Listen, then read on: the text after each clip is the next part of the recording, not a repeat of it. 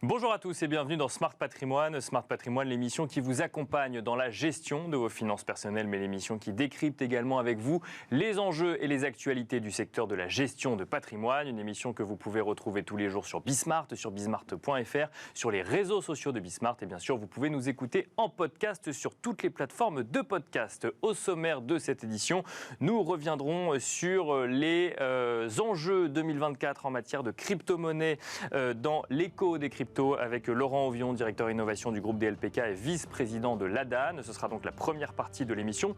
Nous en profiterons peut-être aussi pour faire un premier bilan de cette année 2023 en matière de crypto-monnaie. Nous enchaînerons ensuite avec Enjeu patrimoine. Un enjeu patrimoine où cette fois-ci nous tenterons de comprendre le principe de retraite progressive, un sujet que nous traiterons avec Marina Rouxel, responsable de l'offre Transition Emploi Retraite chez Mercer France, mais aussi avec Ludovic Erschlikowicz, président de retraite.com. Et puis enfin, dans la troisième partie de l'émission, nous aborderons le sujet du private equity adressé aux particuliers, aux épargnants, avec Christophe Deldic, président du directoire de Turen Group. On se retrouve tout de suite sur le plateau de Smart Patrimoine. L'écho des cryptos, c'est le rendez-vous dédié à la compréhension des crypto-monnaies aux crypto-actifs dans Smart Patrimoine. Et nous avons le plaisir de recevoir sur le plateau aujourd'hui Laurent Auvion. Bonjour Laurent Auvion. Bonjour Nicolas.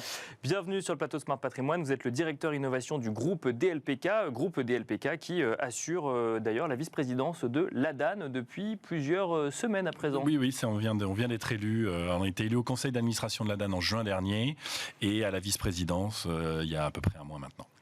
Félicitations donc au groupe DLPK. On va peut-être aborder du coup avec vous aussi les sujets réglementaires qu'on aborde souvent avec l'ADAN sur le plateau de l'émission. Avant de se demander à quoi s'attendre en 2024 pour les investisseurs crypto, ceux qui veulent diversifier une partie de leur patrimoine dans les crypto-monnaies, ceux qui sont plus ou moins convaincus par le sujet, ça n'est pas l'enjeu ou le sujet du jour. Le sujet, c'est vraiment de comprendre à quoi s'attendre en 2024. Et peut-être avant d'aller en 2024, dresser un premier bilan de cette année 2023 avec des questionnements encore, beaucoup en début d'année 2023. Un Bitcoin qui a ensuite repris du poil de la bête, si je puis le dire ainsi, qui a montré des hausses assez conséquentes sur une partie de l'année.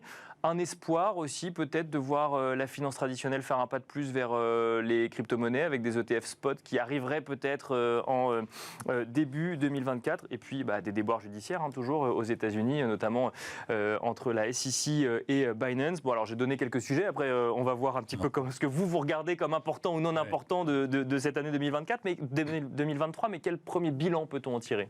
En fait, tout ce que vous venez de reprendre synthétise finalement assez bien cette année 2023. On va d'abord faire le bilan sur le fond. Sur le fond, en début d'année, on sortait de l'année 2022 qui avait été extrêmement sportive en termes de, à la fois en termes de cours, à la fois en termes de cours, en termes de faillite, de scam, il s'était passé énormément de choses et tout ce que la crypto, mais aussi la finance traditionnelle peut donner de pire pour les investisseurs.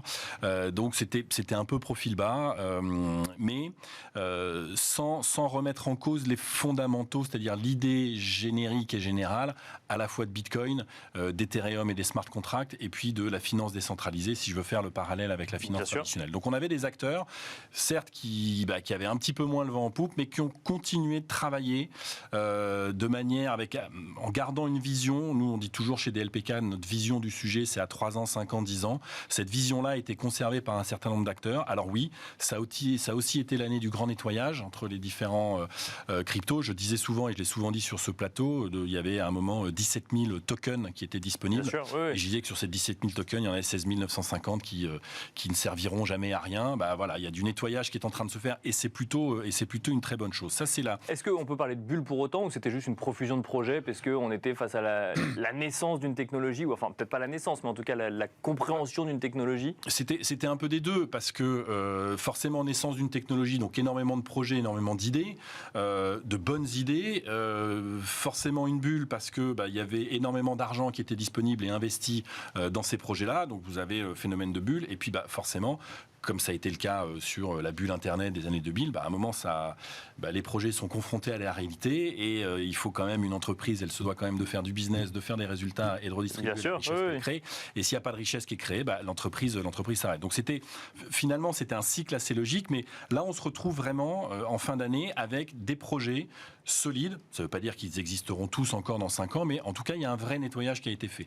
Ça se traduit aussi dans les cours de Bitcoin. Alors, dans les cours de Bitcoin, c'est plus, vous l'avez évoqué, l'arrivée des ETF américains.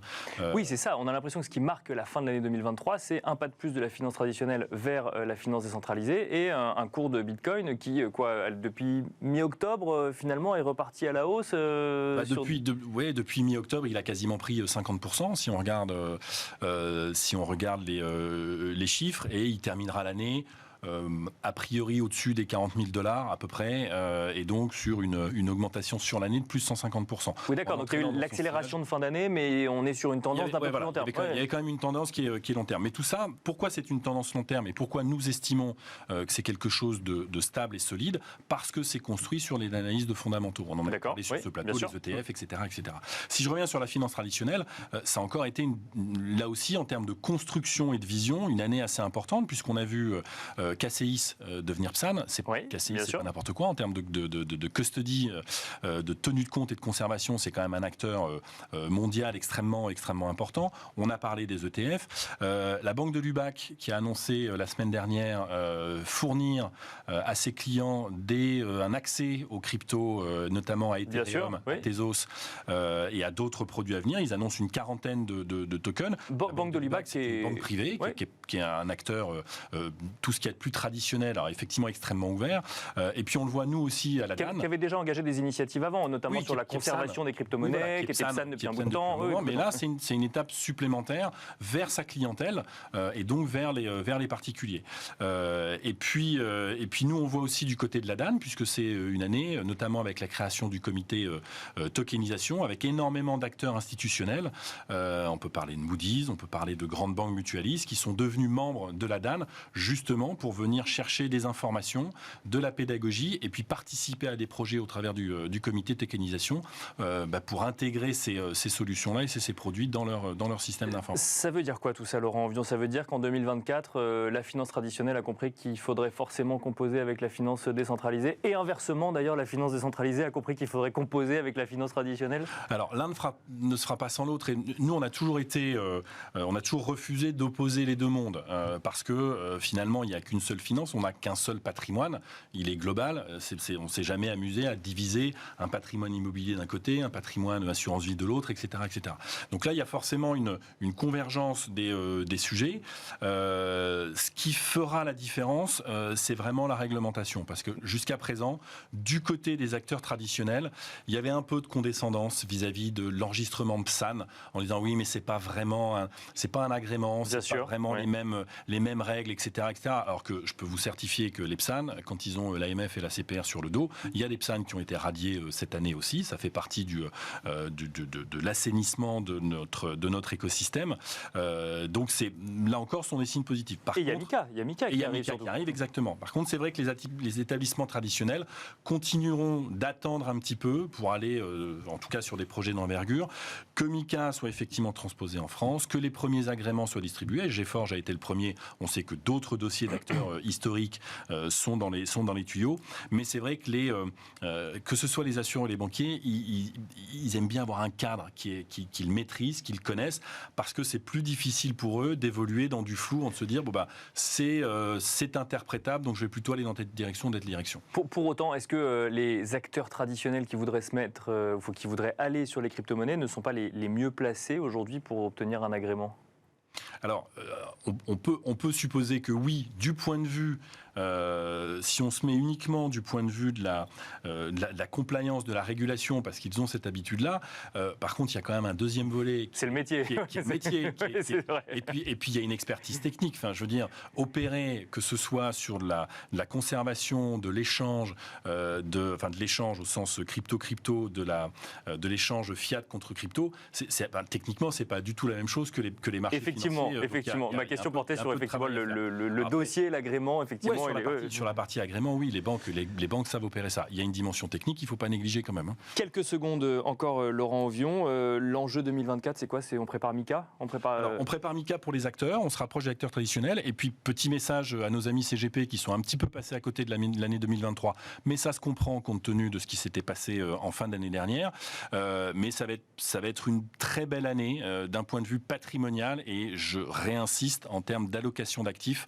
Il ne faut pas en mettre beaucoup, mais il faut en mettre un petit peu. Et il faut vraiment continuer ou commencer pour certains à s'intéresser au sujet. Actifs de diversification. Donc, merci beaucoup Laurent Auvion, directeur innovation du groupe DLPK et aussi donc groupe DLPK qui est vice-président de l'ADAN et que vous représentez donc à la vice-présidente de l'ADAN. Merci beaucoup. Merci beaucoup. Et quant à nous, on se retrouve donc dans Enjeu Patrimoine.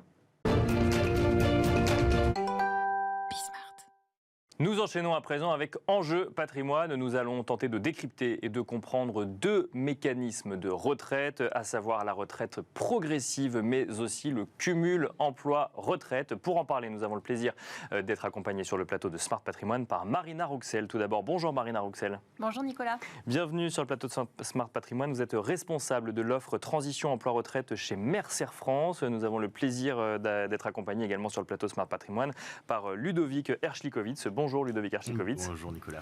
Vous êtes président de retraite.com. Alors pourquoi une émission sur ce sujet aujourd'hui? Parce que la réforme des retraites, dont on a légèrement entendu parler ces derniers mois, a amené un certain nombre d'évolutions, dont des évolutions sur le principe ou le régime de retraite progressive et le principe ou le régime de cumul emploi-retraite.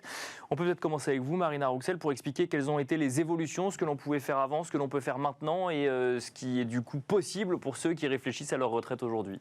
Alors la retraite progressive, on va commencer par le plus simple. C'est ouvert à tous les salariés du privé. C'était ouvert à tous les salariés du privé jusqu'à la réforme. D'accord. Et la réforme l'a ouvert aujourd'hui aux fonctionnaires, aux professions libérales et aux avocats. Donc à tout le monde. À tout. Quasiment tout le monde. Ouais, effectivement. Ce que ça a changé, c'est que l'ouverture des droits est aussi changée avec l'âge de départ en retraite qui se décale. Donc de la même façon, l'âge d'ouverture des droits à la retraite progressive est aussi décalé de la même façon. D'accord. Et ça va être plus difficile pour les entreprises de refuser une retraite progressive, alors qu'avant, elle avait la main un petit peu plus... c'était plus facile de refuser tout simplement une retraite progressive. Alors on va peut-être rester sur la retraite progressive avant de passer sur le cumul emploi-retraite. Concrètement, Ludovic Herschlikowitz, quand on parle de retraite progressive, si effectivement il y a un âge où c'est déclenché, si l'entreprise peut ou non accepter le fait d'enclencher une retraite progressive, qu'est-ce que c'est concrètement? Qu'est-ce qu'on peut faire lorsqu'on enclenche une retraite progressive plutôt que d'attendre juste l'arrivée de son âge à la retraite?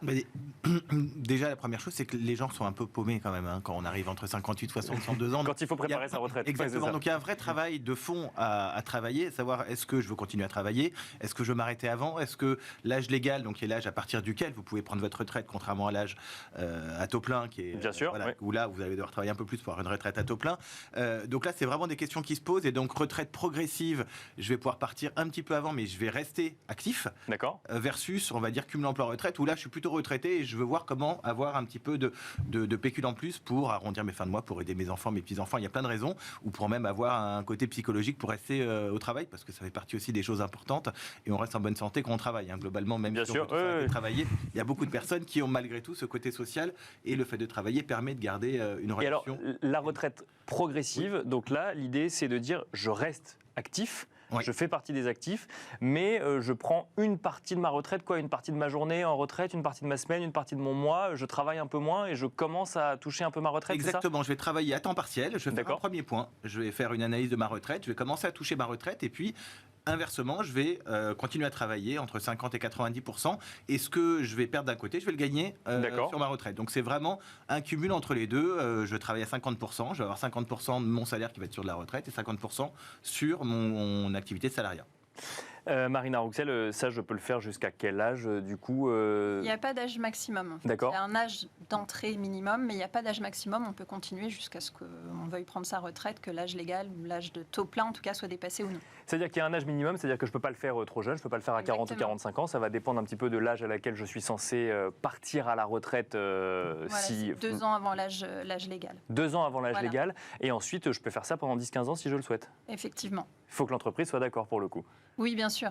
Oui, puisqu'on garde son contrat avec l'entreprise. C'est juste un contrat de temps partiel finalement classique, D'accord. sauf qu'on peut demander sa retraite, un pourcentage de sa retraite comme l'expliquait Ludovic. Et ça, pour le coup, les entreprises aujourd'hui ne pourront plus le refuser. C'est ça la grande différence avec la réforme des retraites. C'est une des grandes différences, effectivement. Elles devront avoir un motif vraiment valable pour pouvoir le refuser, du type durée d'activité incompatible avec l'activité. Je pense qu'on est vraiment dans un process où on essaie de faire travailler plus les seniors. C'est-à-dire que la réforme des retraites a été là pour essayer de simplifier et bien sûr allonger, mais aussi pour se dire, avant on avait une retraite à 62 ou 64 ans, là on la décale. C'est aussi pour qu'un chef d'entreprise qui a quelqu'un qui a 50 ou 59 ans puisse se dire, je vais garder mon salarié pendant 3, 4, 5 ans et donc je vais capitaliser sur lui plutôt que de se dire, dans un an ou deux il part à la retraite. Donc c'est vraiment un process de pouvoir aider et réintégrer les seniors dans le process du marché du travail. Mais alors, pourquoi, en tant que senior, justement, j'irais enclencher un mécanisme de retraite progressive plutôt que d'aller prendre ma retraite à taux plein et de dire je vais travailler encore 4-5 ans et puis ensuite je prends ma retraite à taux plein. Quel avantage, quel inconvénient, pourquoi ce dispositif finalement se développerait en tant que futur retraité? Peut-être Marina Rouxel pour commencer, ensuite Ludovic Karchitkovitch. La raison la plus simple, c'est que l'âge de départ est décalé, donc il va falloir travailler plus longtemps. Seulement la santé, quand on vit, se dégrade aussi un petit peu. Donc, de pouvoir travailler à temps partiel, ça permet de lever le pied tranquillement. D'accord, oui, d'avoir des semaines un peu moins intenses quelque part. Exactement, c'est ça. Et de se préparer tranquillement à la retraite également. Donc c'est le premier point finalement, c'est d'avoir en fait une transition plus douce entre Tout à fait. une vie professionnelle intense et d'un coup d'un seul le passage à la retraite. Là on le ferait, donc mais on rajoute quand même des années de travail supplémentaires quelque part, enfin des demi-années, mais Oui, on rajoute des années effectivement, mais ça permet aussi de pouvoir d'organiser son départ en retraite et de pouvoir transmettre ses compétences parce que c'est aussi un enjeu important pour le salarié, pour l'entreprise. Pour le futur salarié qui va remplacer, effectivement, pour le dirigeant d'entreprise, Ludovic Karchitkovitch, même question. Pourquoi? Et surtout, est-ce qu'on peut choisir, par exemple, est-ce que c'est forcément du 50-50? Est-ce que je peux passer à 80%, à 70%, à 20%? Non, il y a des boards, mais effectivement, c'est entre 50 et 90%. Et l'idée, comme le nom l'indique, c'est de la retraite progressive. Donc, c'est vraiment y aller progressivement. Il y a plein de raisons. Ça peut être des côtés psychologiques, ça peut être un côté physique, ça peut être un côté, je veux juste lever le pied et continuer à toucher un peu ma retraite et commencer à mettre un doigt dans la retraite, enfin un pied dans la retraite plutôt. Donc, il y a plein de raisons et vraiment, c'est tout à chacun. Il n'y a pas de bonne ou de mauvaise raison, c'est est-ce que je veux y aller ou pas. Le premier élément, c'est vraiment savoir à quel âge je partirai, à l'âge légal, à quel âge à taux plein. Et là, on fait, on va un ajustement personnel, financier ou professionnel, mais il n'y a pas de bonne ou de mauvaise raison. C'est chacun a ses raisons de dire je veux continuer à taux plein ou je veux continuer à temps partiel pour X, Y raison. Alors ça, c'est la retraite progressive, mais il y a aussi un autre dispositif qui est le cumul emploi-retraite. Donc ça, c'est pourquoi? C'est pour ceux qui sont partis à la retraite et qui regrettent un peu et qui ont envie de reprendre une activité professionnelle, c'est ça? C'est ça, et c'est aussi pour des personnes qui ont des revenus en retraite qui peuvent ne pas être très importants et qui veulent justement effectivement se faire un pécule supplémentaire. Parce qu'on se rend compte qu'on a mal préparé sa retraite par exemple et ou en tout cas on n'avait pas forcément anticipé qu'il y aurait une telle baisse de revenus à la retraite, on a envie de reprendre une activité? Oui, il y a ça. Il y a aussi parce qu'on on prend sa retraite, mais on n'a pas envie de complètement s'arrêter. Donc, on peut faire le pendant avec la retraite progressive où finalement, on a envie de garder un petit peu d'activité au début de sa retraite et partir tranquillement. D'accord. Et donc ça, c'est un choix qu'on fait à peu près au même moment que la retraite progressive ou c'est une fois qu'on est à la retraite qu'on se dit tiens, j'aimerais bien finalement quand même reprendre une activité professionnelle, j'ai cette opportunité qui est tombée Souvent, ça se décide un petit peu avant de partir en retraite quand même. On reste souvent dans les mêmes domaines d'expertise que ce qu'on faisait auparavant, quelquefois même chez son ancien employeur. Ou alors, on se crée aussi une activité d'indépendant et pour être prestataire chez son ancien employeur aussi, ça peut se faire. Tout en étant retraité. Tout en étant retraité. De plein droit. Exactement. Avec un délai de carence quand même de 6 mois si vous êtes dans le même, le même employeur. Mais là, pareil sur le cumul emploi-retraite, c'est effectivement une des questions qui se posent. Alors il y a quand même beaucoup de Français qui comprennent rien et qui n'ont pas les bonnes questions et qui sont souvent au pied du mur. C'est-à-dire qu'ils ont pris leur retraite, ils ne savaient pas qu'ils pouvaient faire une retraite progressive ou pour une raison X ou Y, ils se rendent compte qu'ils ont 50-70% de perte de revenus et c'est souvent là où on se dit j'aimerais retravailler plus. C'est quoi les solutions? Et la solution, une des solutions en tout cas, c'est le cumul emploi-retraite avec pareil un bémol entre le cumul emploi-retraite qui est plafonné et celui qui est pas plafonné. Et donc là, ça va dépendre. Il y a deux cumuls emploi-retraite? Non, il y en a qu'un, mais en fonction de est-ce que vous avez ou non réussi à avoir vos trimestres et les années il y a quelques conditions. auquel cas il y a une condition sur laquelle vous allez être plafonné, c'est-à-dire que vous allez pouvoir retravailler, mais en plafonnant le niveau de revenus que vous allez avoir, et qui va se compenser avec votre retraite. Okay. Et puis l'autre qui va être déplafonné, ce qu'on appelle le cumul emploi-retraite intégral, où là, si vous avez déjà votre taux plein, l'âge requis, etc., vous allez pouvoir travailler et gagner autant que vous voulez pour peu que vous travaillez. Donc c'est reprendre une activité de salarié ou d'indépendant. Ça peut être salarié ou c'est forcément indépendant? Non, c'est salarié indépendant. Le côté indépendant marche bien parce que même pour les chefs d'entreprise, ça les arrange de pouvoir avoir un auto-entrepreneur. Le statut d'auto-entrepreneur marche très bien pour le cumul emploi-retraite parce que c'est facile à mettre en place. La personne qui retravaille a directement ses revenus et gère ses revenus comme elle veut. Et puis pour l'employeur, ça passe en charge plutôt que passer avec une fiche de paye. Donc c'est quelque chose qui marche bien, qui vient bien pour compenser. Il y a plein de nouveaux métiers qui se font, notamment, moi je parle du web, sur retraite.com, on a pas mal de rédacteurs et on a des personnes qui sont à la retraite, qui écrivent bien, qui ne font pas de faute d'orthographe, qui ont une expertise, et c'est un modèle qui marche bien. Mais alors, je caricature exprès pour bien comprendre, je peux être à la retraite et faire un cumul emploi-retraite et retravailler 70 heures par semaine si je le souhaite, ou il y a quand même une limite Non, si vous êtes en intégrale, pas plafonné, vous pouvez travailler autant que vous voulez. D'accord, ok. Et alors, comment est-ce qu'on fait par exemple, quand on est retraité et qu'on veut aller trouver un emploi, cumul emploi-retraite? Est-ce qu'il y a des aides du côté de l'entreprise? Est-ce qu'il y a des démarches particulières?